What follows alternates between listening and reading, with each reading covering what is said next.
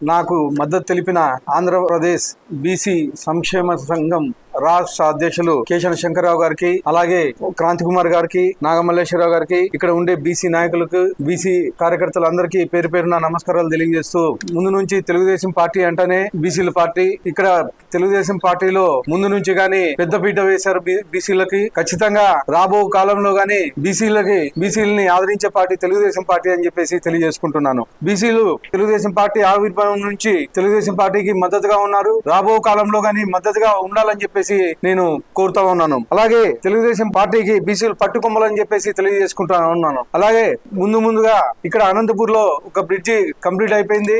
దానికి ఇంకా నామకరణం చేయలేదు.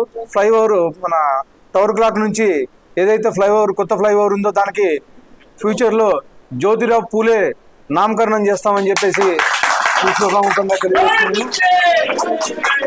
అనంతపూర్ లో బీసీ భవన్ లేదు. ఫ్యూచర్ లో తెలుగుదేశం గవర్నమెంట్ అధికారంలోకి వస్తానే ఒక ప్లేస్ శాంక్షన్ చేసి బీసీ భవన్ గాని కట్టిస్తామని చెప్పేసి సభాముఖంగా తెలియజేసుకుంటాను.